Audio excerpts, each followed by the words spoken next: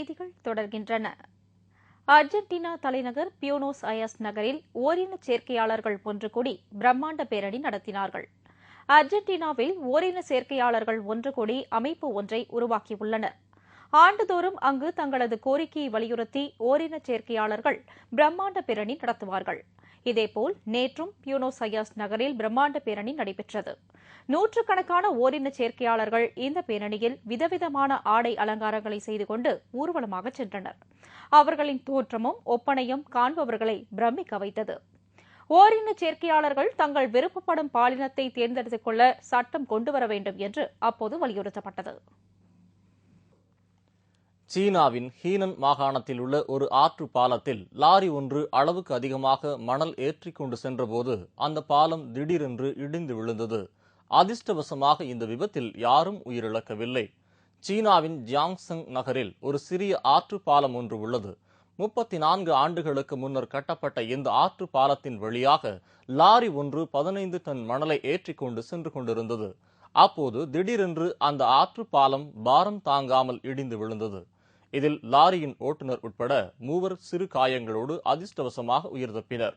இந்த பாலம் வழியாக கனரக வாகனங்கள் செல்ல தடை விதிக்கப்பட்ட போதும் ஒரு சில ஓட்டுநர்கள் தடையை மீறி செல்வதாலேயே இதுபோன்ற விபத்துக்கள் நிகழ்வதாக அந்த பகுதிவாசிகள் புகார் தெரிவித்தனர்.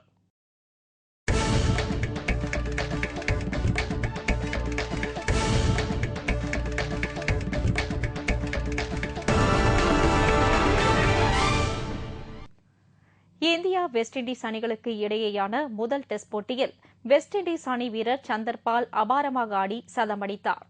இந்தியா வெஸ்ட் இண்டீஸ் அணிகளுக்கு இடையேயான முதல் டெஸ்ட் போட்டி டெல்லி பெரோஷா கோட்லா மைதானத்தில் இன்று காலை தொடங்கியது. டாஸ் வென்ற வெஸ்ட் இண்டீஸ் அணி முதலில் பேட்டிங் செய்ய தீர்மானித்து களமிறங்கியது.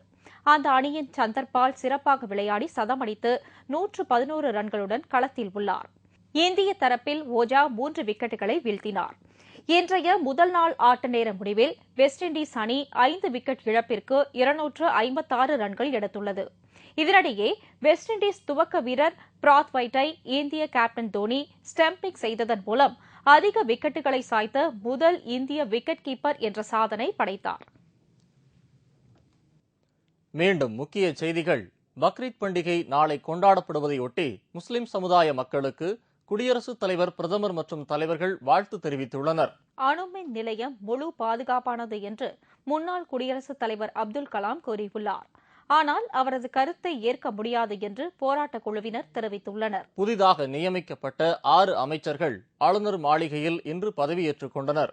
அவர்களுக்கு ஆளுநர் ரோசையா பதவி பிரமாணமும் ரகசிய காப்பு பிரமாணமும் செய்து வைத்தார். வங்கக்கடலில் உருவான காற்றழுத்த தாழ்வு நிலை நகர்ந்துள்ளதால் இன்று முதல் மழை படிப்படியாக குறையும் என்று சென்னை வானிலை ஆய்வு மையம் அறிவித்துள்ளது.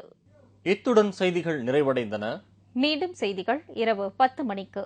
உங்கள் பிரச்சனைகளுக்கு உடனடி தீர்வு காண 30134600 என்ற கேப்டன் டிவி தொலைபேசி எண்ணை தொடர்பு கொள்ளுங்கள். வணக்கம். வணக்கம்.